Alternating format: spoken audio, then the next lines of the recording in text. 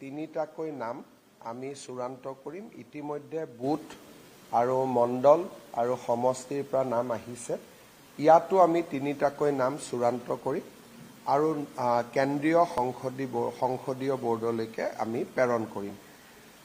অৱশ্যে গণ পৰিষদৰ লগত ইয়াৰ কেন্দ্ৰীয় সংসদীয় বোৰ্ডৰ বৈঠক হোৱাৰ আগতে আমি চেষ্টা কৰিম যাতে গণ পৰিষদৰ লগতো আমাৰ মিত্ৰতাটো চূড়ান্ত হৈ যায়। হ'ব?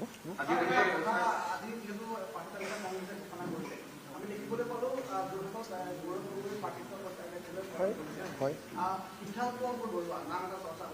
তেনেকুৱাটো আমিতো মিডিয়াৰ লগত কেণ্ডিডেটৰ বিষয়েটো আলোচনা কৰাৰ প্ৰশ্ন নুঠে। আমি গুৱাহাটী, যোৰহাট, তেজপুৰ, ডিব্ৰুগড় 126টা সিটতে আমি ভাল শক্তিশালী প্ৰাৰ্থী দিবলৈ যত্ন কৰিম। অৱশ্যে বিজেপিৰ ফালৰ পৰা আমাৰ ফোকাছ আছে 103টা সমষ্টি, তাৰ ভিতৰত যোৰহাটো আছে। আমাৰ যিটো প্ৰচেষ্টা হ'ব 103টা সমষ্টিত আমি শক্তিশালী প্ৰাৰ্থিত্ব দিয়া।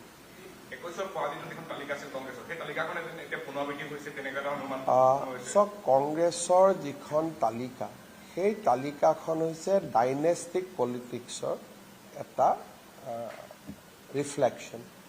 প্ৰদ্যুৎ বৰদলৈ ডাঙৰীয়াৰ সন্তান, ডক্টৰ ভূমিধৰ বৰ্মনৰ সন্তান, প্ৰয়াত তৰুণ গগৈ ডাঙৰীয়াৰ সন্তান, প্ৰয়াত হিতেশ্বৰ শইকীয়া ডাঙৰীয়াৰ সন্তান, প্ৰয়াত মেম্বাৰ গগৈ ডাঙৰীয়াৰ বোৱাৰী, এই ধৰণে যদি ধুবুৰীৰ সংসদৰ সন্তান, এনেকে যদি চাব যায় কংগ্ৰেছৰ গোটেই প্ৰাৰ্থী তালিকাখন সতী সন্ততি কোনোবা নেতাৰ ল'ৰা ছোৱালীৰে বংশানুক্ৰমিক এখন প্ৰাৰ্থী তালিকা। তাৰ পৰিৱৰ্তে আজি যদি আপোনালোকে বিজেপি ৰাজ্যসভাৰ তালিকাখন চায়, আমি কাক প্ৰাৰ্থিত্ব দিছোঁ? তেৰছ গোৱালা, দেউতাক মাকৰ নাম কোনেও নাজানে, সন্মানীয় পিতৃ মাতৃ, কিন্তু তেওঁলোক কেতিয়াও পাব্লিক লাইমলাইটত অহা নাই। যোগেন মহানৰ পিতৃ মাতৃৰ বিষয়েও সন্মানীয় হ'ব, কিন্তু কেতিয়াও তেওঁ ৰাজনীতিৰ লগত জড়িত নাছিল। ভাৰতীয় জনতা পাৰ্টিৰ গোটেই লক্ষ্যটো হৈছে সাধাৰণ পৰিয়ালৰ সাধাৰণ ল'ৰা ছোৱালীক আগুৱাই দিয়া। সেইকাৰণে কংগ্ৰেছৰ লগত আমাৰ আদৰ্শগত পাৰ্থক্য আছে।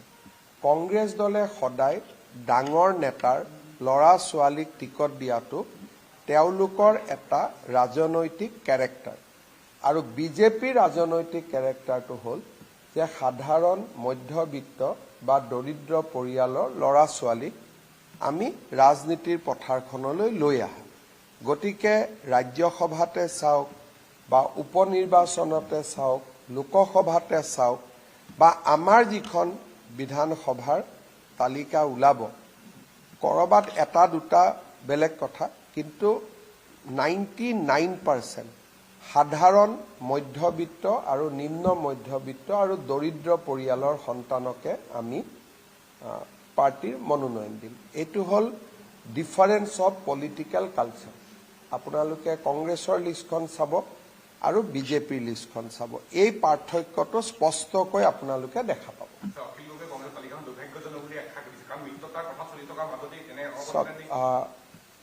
অখিল গগৈ ৰাইজৰ দলে ডিমৌ উপ নিৰ্বাচনত দ্বিতীয় স্থানত আহিছিল। যেনেকৈ আজি আমি ইয়াত আলোচনা কৰিছোঁ, এজিপিয়ে বিচৰা সম্ভাৱ্য তালিকাখন আমি আলোচনা কৰা নাই। কালি যেতিয়া নিৰ্বাচনী সমিতিৰ বৈঠকো হ'ব, এজিপিয়ে বিচৰা চিটকেইখন আমি আলোচনা নকৰোঁ।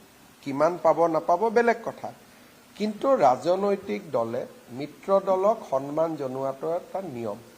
যেনেকৈ 3 দিন আগতে মই হাগ্ৰামা মহিলাৰী ডাঙৰীয়াৰ লগত দীঘলীয়াকৈ বহিছোঁ আৰু এটা চূড়ান্ত সিদ্ধান্তত আহিছোঁ। আমি আজি UPPL দলে যদি ৰাজ্যসভাত মনোনয়ন দিয়ে, আমি সমৰ্থনৰো আশ্বাস দিছোঁ। তৃতীয়তে ৰাভা হাছং যৌথ মঞ্চৰ লগতো মই এতিয়া ঘৰত তেওঁলোক বহি আছে, আলোচনা কৰিম। আৰু আমাৰ নিৰ্বাচনী বৈঠকৰ পূৰ্বে আমাৰ মিত্ৰ দল সংগঠন সকলোৰে লগত আমি আলোচনা কৰিহে কেণ্ডিডেট দিম। আজি বৰচলাত ৰাইজৰ দলে টিকট বিচাৰি আছিলে, মাহমৰা ডিমৌত ৰাইজৰ দলে টিকট বিচাৰি আছিলে, কিন্তু কংগ্ৰেছ দলে তাত প্ৰাৰ্থী দিছে। কালি হয়তো অখিল গগৈয়ে আত্মসমৰ্পণ কৰিব পাৰে, কিয় অখিল গগৈক শিৱসাগৰ চিটটোত জিকিব লাগে। সেইকাৰণে অখিল গগৈ যে কংগ্ৰেছৰ লগত কাজিয়া কৰিব তাক মই নকওঁ, বাৰ্গেনিং কৰিছে, কিন্তু অখিল গগৈৰ গোটেই ৰাজনৈতিক ভৱিষ্যতটো কিহৰ ওপৰত নিৰ্ভৰ কৰিছে? শিৱসাগৰৰ ওপৰত। গতিকে তেওঁ শিৱসাগৰত কংগ্ৰেছ দলে প্ৰাৰ্থিত্ব দিলে তেওঁ নিজকে দুৰ্বল অনুভৱ কৰিব, আৰু সেইকাৰণে কংগ্ৰেছ দলে তেওঁক ব্লেকমেইলিং কৰি আছে। বাহিৰত অখিল গগৈয়ে কথা বাৰ্তা কোৱা এজন ডাঙৰ নেতা যেন লাগে, কিন্তু বৰ্তমান অখিল গগৈ ব্লেকমেইলিঙৰ চিকাৰ হৈ আছে। আৰু লাষ্টত দেখিব তেওঁ কংগ্ৰেছৰ মতে সকলো এৰি দিব, কাৰণ শিৱসাগৰ চিটটো তেওঁ জিকিবৰ কাৰণে তেওঁৰ নিজৰ সাহস বৰ্তমান নাই।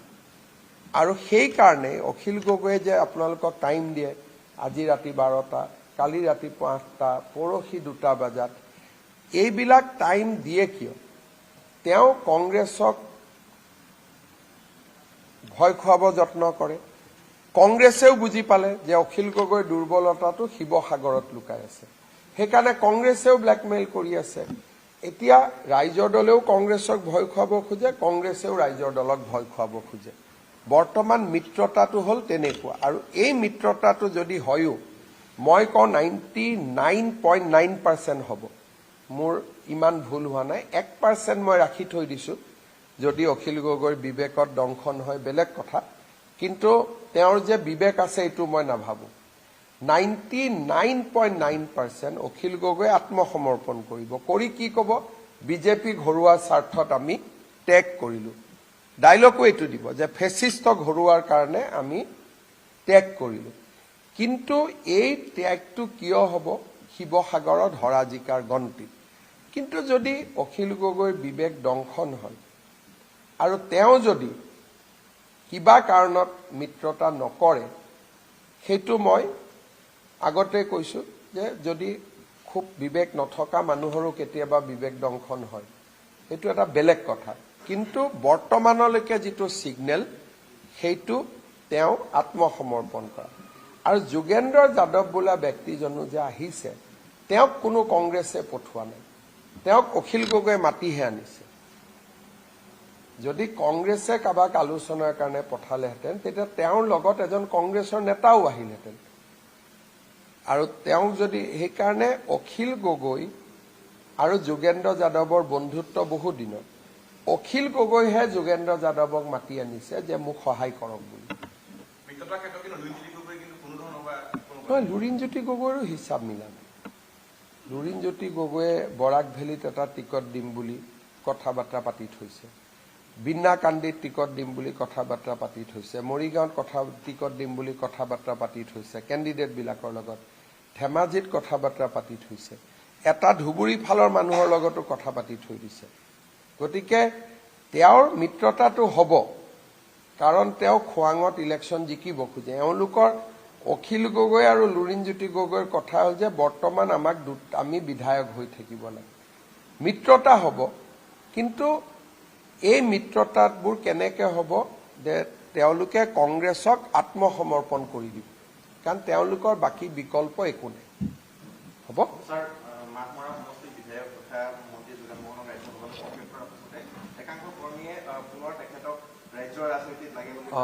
যোগেন মহান ডাঙৰীয়া ৰাজ্যসভালৈ যাব, আৰু তেওঁ অহাকালি নামাংকন দিব। পৰহি তেওঁ মনোনয়ন দিব। ডেফিনেটলি পুৰণা মুখজন ৰাজ্যসভাত গ'লেতো নতুন মুখ আহিবই। না না না, নতুন মুখে আহিব। মানে নতুন মুখ মানে আমাৰ দৰে মুখ হ'ব, কিন্তু মুখখন নতুন হ'ব।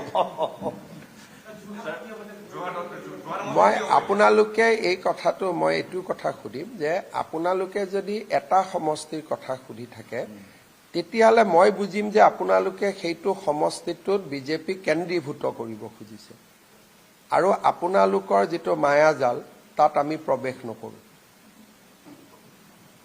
বুজি পালে?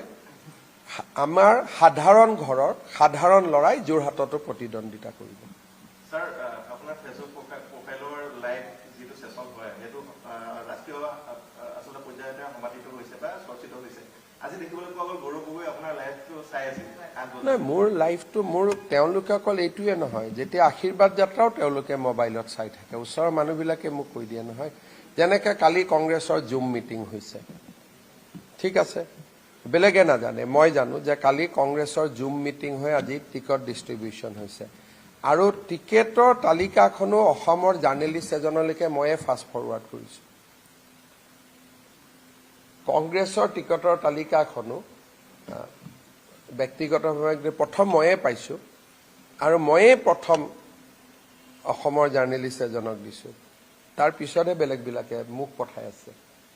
গতিকে এইকেইটা মই যোৱাকালি জানো। এতিয়া কংগ্ৰেছৰ কোনকেইটা চিট লৈ নিজৰ ভিতৰত গণ্ডগোল লাগি আছে গোটেইখিনি, আৰু এইবিলাক একো মানে যিমানে তেওঁলোকে আৰু জাষ্ট টিকটখিনি মুছলিম চিটকেইটা টিকট দিব দিয়ক, তাৰ পিছতেই গণ্ডগোল আৰম্ভ হৈ যাব।